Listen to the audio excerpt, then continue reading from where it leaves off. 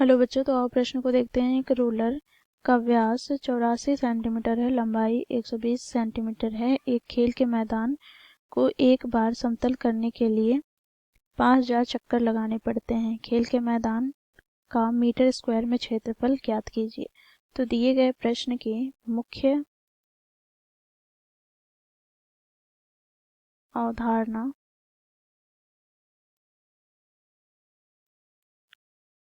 की बात करें तो बच्चों यहाँ पर हम देखेंगे बेलन का बाहरी वक्र पृष्ठीय क्षेत्रफल का सूत्र क्या होता है। तो देखो यहाँ पर 2 गुनी पाई आर एच, जहाँ पर बच्चों आर क्या है, तो बेलन के आधार के बाहरी त्रिज्या है,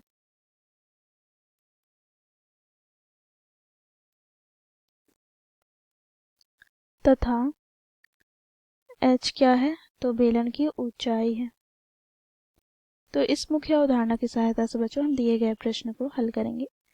बच्चों प्रश्न में हमें क्या दिया गया है, एक रूलर जिसे बच्चों देखो जमीन को हम समतल करने में प्रयोग करते हैं, तो उसे हम रोलर कहते हैं। तो उसका व्यास कितना दिया गया है, तो 84 सेंटीमीटर। तो हम यहाँ पर लिखेंगे व्यास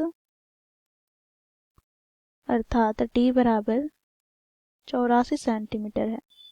बच्चों यहाँ से हम त्रिज्या ज्ञात कर लेंगे, तो आर बराबर त्रिज्या, तो डी बटे 2 अर्थात बच्चों 84/2, ये सेंटीमीटर में है, 2 से विभाजित करते हैं तो 2 चौके 8, 2 दूनी 4, अर्थात ये हमें प्राप्त हो गया 42 सेंटीमीटर।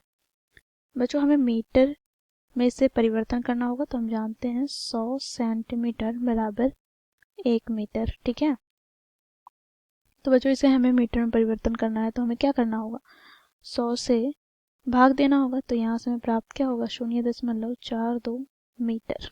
ठीक है, अब बच्चों देखो यहाँ पर हमें लंबाई अर्थात तो ऊंचाई क्या दिया गया है, तो एच बराबर हमें दिया गया है 120 मीटर। अब यहाँ पर बच्चों हम क्या करेंगे, तो इस रोलर का बाहरी वक्र पृष्ठ क्षेत्रफल ज्ञात कर लेंगे। तो यहाँ से हम लिखेंगे, इसलिए रोलर जो बेलनाकार है का बाहरी वक्र पृष्ठीय क्षेत्रफल बराबर क्या हो जाएगा, तो 2 गुनी पाई आर एच।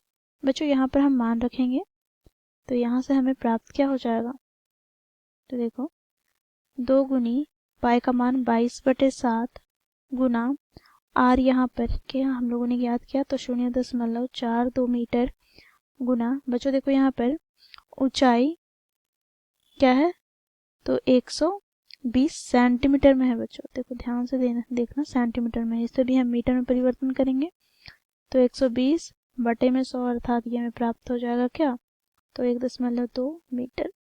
ठीक है, तो यहाँ से 1.2 मीटर। अब बच्चों हम इसे आगे सरल करते हैं, तो यहाँ से देखो जो पद कट हम काट लेते हैं, तो 7×6 = 42 अर्थात 0.06। बच्चों देखो यहाँ पर इसे हम गुना कर लेते हैं, तो 22 दूनी 44 गुना में 12×6 = 72। अब बच्चों देखो 3 अंक के पहले दशमलव लगेगा, तो यहाँ पे 0.72 के पहले दशमलव लग गया। ठीक है, अब बच्चों देखो इसे हम गुना करते हैं, तो यहाँ से हमें प्राप्त हो जाएगा क्या, 3.168 मीटर स्क्वायर। तो यहाँ से हम लिखेंगे रोलर के एक चक्कर से समतल मैदान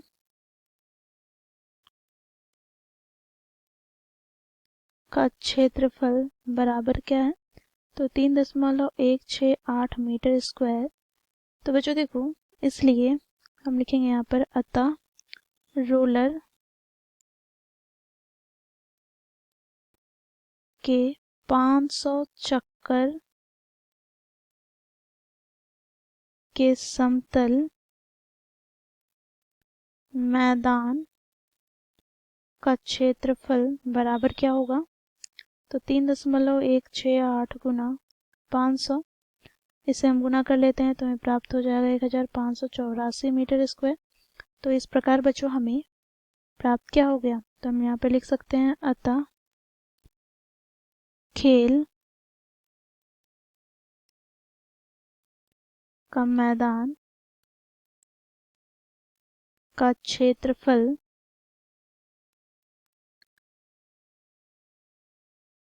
हमें प्राप्त क्या हो गया, तो 1584 मीटर स्क्वायर। तो इस प्रकार बच्चों हम लोगों ने मुख्य अवधारणा की सहायता से दिए गए प्रश्न को हल किया। आशा करती हूँ आप लोगों को ये प्रश्न समझ में आया होगा। धन्यवाद।